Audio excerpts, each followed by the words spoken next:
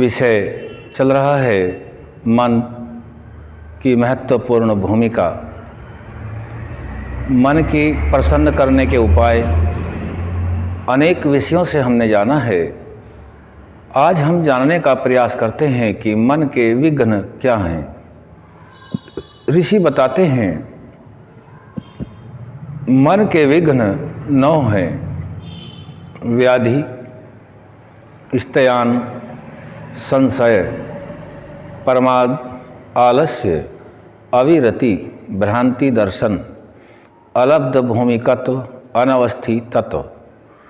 ये 9 प्रकार के विघ्न हैं जो मन को सही दिशा में चलने से रोकते हैं। इन विघ्नों को हम जानने का प्रयास करेंगे। पहला विघ्न बताया है व्याधि। व्याधि होती है शरीर के प्रति। जिस व्यक्ति के शरीर में किसी प्रकार की कोई व्याधि है, रोग से पीड़ित है, किसी क्लिष्ट गुण से प्रभावित है, व्याधि चाहे वह आध्यात्मिक है, आधि भौतिक है या आधि दैविक है, व्याधि किसी भी प्रकार से आ सकती है। यदि वह व्यक्ति व्याधिग्रस्त है तो मन प्रसन्नता की ओर नहीं जा सकता, और जब तक मन प्रसन्नता की ओर नहीं जाएगा तब तक उन्नति नहीं होगी। इसी प्रकार से हम जान सकते हैं कि मन के द्वारा आत्मा की उन्नति के लिए शरीर से जो किया गया कर्म होता है वह सहायक होता है। इसी प्रकार से शरीर के अंदर ऐसा खान पान, व्यवहार, वाणी आदि का रखें कि जिससे उसके अंदर व्याधि न हो। यदि व्याधियों से ग्रस्त हो गया है तो उन्नति को प्राप्त नहीं हो सकता, क्योंकि शरीर एक सबसे बड़ा साधन है। आत्मा को उन्नति करने के लिए परमात्मा की व्यवस्था से जो साधन, रथ और सामग्री, जो इसके अनेक नामों से जाना जाता है, यह शरीर मिला है। यह शरीर ही उस मार्ग को तय करता है जिससे आत्मा उन्नति को प्राप्त होता है। इसीलिए इस शरीर के अंदर किसी भी प्रकार की वाणी से, मन से और शरीर से कोई ऐसा कर्म ना हो कि ये शरीर व्याधि को प्राप्त हो, किसी भी प्रकार का रोग हो, किसी भी प्रकार के दुर्गुण इसमें भरे हुए हों, या इस जगह पहुंच जाए विचार आदि न करे और आदि भौतिक दुख उसको परेशान करें, तो यह व्याधि आत्मा की प्रसन्नता में सहायक नहीं है। व्याधि। दूसरा बताया है स्तयान। स्तयान कहते हैं कि जो भी मनुष्य है, मन कार्य करने के लिए सर्वोपरि एक साधन है, कि मन के अंदर ऐसे भाव न हो कि किसी भी कार्य में चित्त न लगे। कार्य से जी को चुराना, मन को चुराना, यह भी एक प्रकार की व्याधि है। क्योंकि मनुष्य को एक क्षण भी बगैर कार्य के नहीं रहता है, ऐसा ज्ञान से हम जानते हैं। कोई भी क्षण ऐसा नहीं है जो कर्म के बगैर रह सकता हो। स्तयान का विषय बहुत ही महत्वपूर्ण है, क्योंकि कार्य से यदि मन ही चुरा लिया गया है तो कार्य इंद्रियों और शरीर से नहीं कर सकता। चाहे वह कार्य किसी भी प्रकार का हो, शरीर से परिश्रम करने का कार्य हो, शरीर से दान आदि देने का कार्य हो, शरीर से किसी की परोपकार करने की भावना मन में लानी हो, और यदि वह मन में विचार करता है, मन में उसका चित्त नहीं लगता है, कार्यों से जी को चुराता है, तो यह बहुत बड़ा विघ्न माना जाता है। इस प्रकार का विघ्न नहीं होना चाहिए। किसी कार्य जो उत्तम कार्य हैं उससे जी न चुराएं, क्योंकि जी चुराने से ये दूसरे प्रकार का विघ्न बनता है और जो उन्नतियों में बाधक होता है। सारा का सारा जो विषय अभी तक हमने कई प्रकार से जाना है, मन पर विशेष बल दिया गया है, क्योंकि मनुष्य जाति की उन्नति में सबसे महत्वपूर्ण कड़ी मन की है।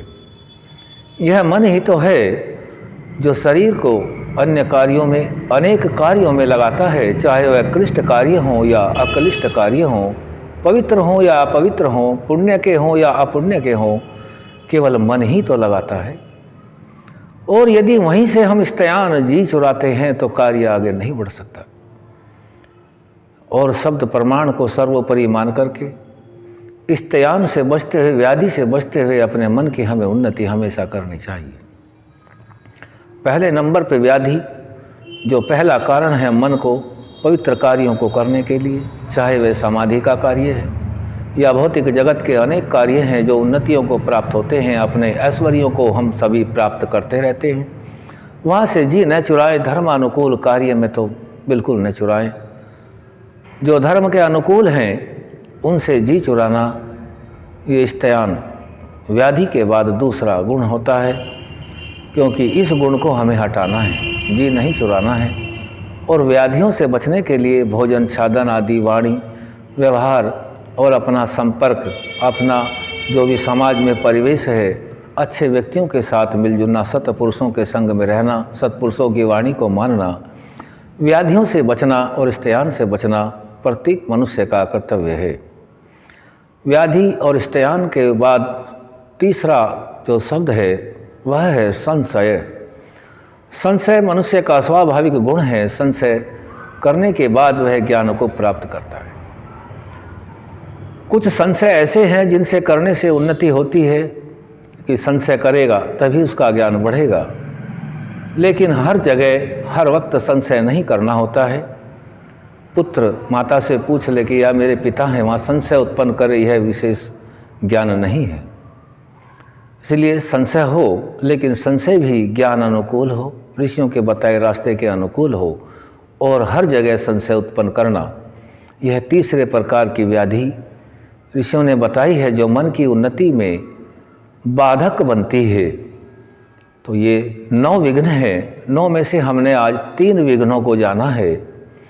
पहला विघ्न व्याधि, शरीर में किसी प्रकार की व्याधि न होने दे प्रयास करें, खान पान, व्यवहार, बोलचाल आदि से स्वस्थ रहें। जो आप्त पुरुषों के कथन है उनके अनुसार जीवन को बना करके रखें।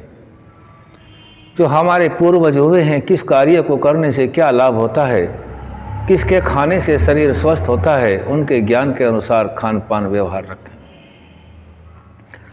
दूसरा शब्द जाना है इस्तेयान। जो अच्छे कार्य हैं, धर्मयुक्त कर्म हैं, उनसे जी नहीं चुराना है। जैसे सुबह प्रातःकाल उठना है, पूरे दिन भर की दिनचर्या हमें प्रातःकाल ही तैयार करनी है और उसी के अनुसार अपने जीवन को शाम तक चलाना है, फिर अगले दिन इसी प्रकार से करना है। तो इस्तेयान से बचते हुए, व्याधियों से बचते हुए उन्नतियों को प्राप्त होते हैं। इस व्याधि को अपने पास नहीं आने देना है। तीसरी व्याधि है संशय। संशय जहाँ उचित है वहाँ करना है, जहाँ उचित नहीं है वहाँ संशय नहीं करना है। इसलिए बिना वजह के, बिना किसी कारण के, जिसका कोई औचित्य ही नहीं है, जो स्वतः प्रमाणों से सिद्ध है, जिसको अपना आत्मा भी पवित्र मानता है, लेकिन फिर भी संशय करते हैं, तो यह तीसरे प्रकार की व्याधि बनती है। तो आज हमने मन के विघ्नों के विषय में, जो 9 विघ्न हैं, 3 के विषय में जाना, व्याधि, इस्तेयान और संशय।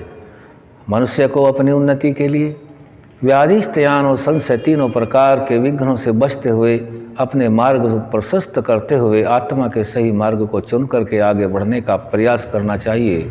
आज यहीं तक रखेंगे, आगे फिर ओम सम।